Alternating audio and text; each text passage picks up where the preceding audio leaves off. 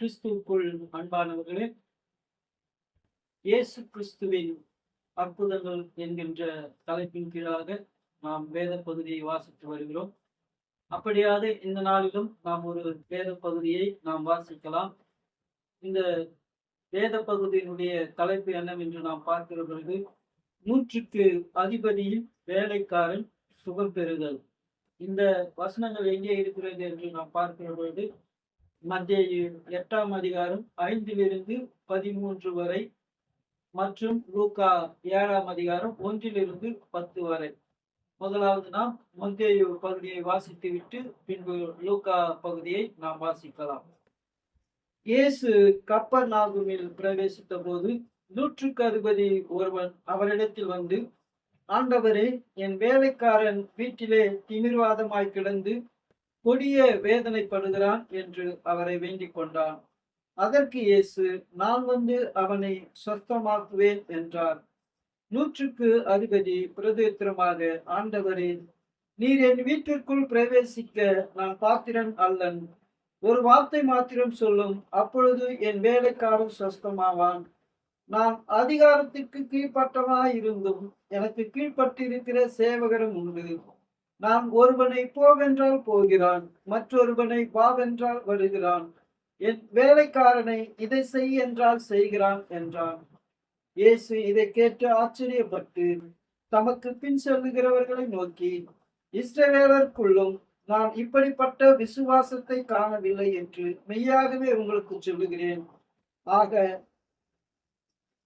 அநேகர் கிழக்கிலும் மேற்கிலும் இருந்து வந்து பரலோகத்தில் ஆபிரகாம், ஈசாக்கு, யாக்கோப்பு என்பவர்களோடே வந்து இருப்பார்கள்.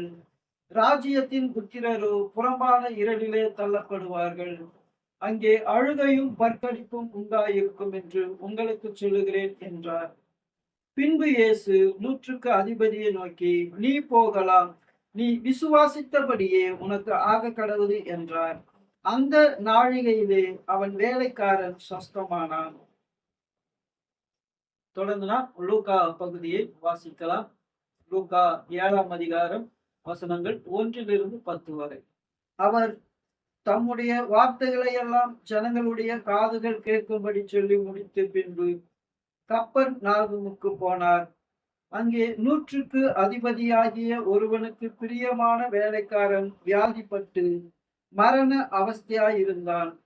அவன் இயேசுவை குறித்து கேள்விப்பட்ட போது அவர் வந்து தன் வேலைக்காரனை குணமாக்க வேண்டும் என்று அவரை வேண்டிக் கொள்ளும்படி யூதருடைய மூப்பரை அவரிடத்தில் அனுப்பினான்.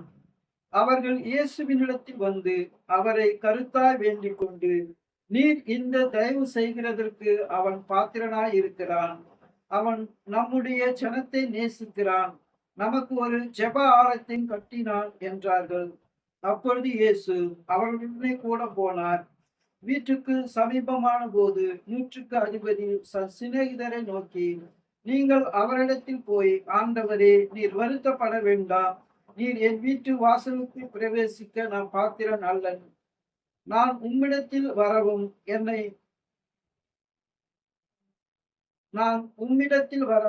என்னை பாத்திரவானாக எண்ணவில்லை. ஒரு வார்த்தை மாத்திரம் சொல்லும், அப்பொழுது என் வேலைக்காரன் சொஸ்தமாவான். நான் அதிகாரத்திற்கு கீழ்ப்பட்டவனாய் இருந்தும் எனக்கு கீழ்ப்பட்டிருக்கிற சேவகரும் உண்டு. நான் ஒருவனை போவென்றால் போகிறான், மற்றொருவனை வா என்றால் வருகிறான். என் வேலைக்காரனை இதை செய் என்றால் செய்கிறான் என்று நான் சொன்னதாக சொல்லுங்கள் என்று அவர்களை அனுப்பினான். இயேசு இவைகளை கேட்டு அவனை குறித்து ஆச்சரியப்பட்டு திரும்பி தமக்கு பின் செல்லுகிற திரளான ஜனங்களை நோக்கி, இஸ்ரவேலுக்குள்ளும் நான் இப்படிப்பட்ட விசுவாசத்தை காணவில்லை என்று உங்களுக்கு சொல்லுகிறேன் என்றார். அனுப்பப்பட்டவர்கள் வீட்டுக்கு திரும்பி வந்தபோது வியாதியாய் கிடந்த வேலைக்காரன் சுகமடைந்திருந்ததை கண்டார்கள். கிறிஸ்துவுக்குள் அன்பானவர்களே, இந்த நாளிலும் நாம் ஒரு அற்புதத்தை குறித்து வாசிக்கும்படியாக கடவுள் இருந்து கொடுத்த நல்ல நேரத்திற்காக நன்றி செலுத்துகிறேன். பிரியமானவர்களே, நாம் மத்தேயு பகுதியும் லூக்கா பகுதியும் வாசித்தோம். இந்த பகுதியை பார்க்கிற பொழுது மத்தேயு அவர்கள் எழுதுகிற பொழுது 100க்கு அதிபதியே வந்து இயேசுவின் இடத்திலே தன்னுடைய வேலைக்காரன் குணமடைய வேண்டுவதாக அவர் எழுதியிருக்கிறார். ஆனால் லூக்கா எழுதுகிற பொழுது நூற்றுக்கு அதிபதியினுடைய வேலைக்காரர்கள் வந்து இயேசுவினிடத்திலே வேண்டிக் கொள்வதாக இங்கே எழுதப்பட்டிருக்கிறது. இந்த இருவருக்கும் உள்ள ஒரு வித்தியாசம், இதை நாம் அறிந்து கொள்ள அழைக்கப்படுகிறோம். மத்தேயு அவர்கள் நூற்றுக்கு அதிபதியே வந்து வேண்டிக் கொண்டதாகவும், லூக்கா அவர்கள் அவருடைய வேலைக்காரர்களை அனுப்பி இயேசுவினிடத்திலே கேட்டுக்கொண்டதாகவும் எழுதப்பட்டிருக்கிறது. தொடர்ந்து நாம் இன்னொரு வேத பகுதியை தொடர்ந்து நாம் ஆண்டவர் செய்த இன்னொரு அற்புதத்தை அடுத்த பதிவிலே வாசிக்கலாம். கடவுள் தாமே உங்கள் ஒவ்வொருவரையும் ஆசீர்வதிப்பாராக. ஆமென்.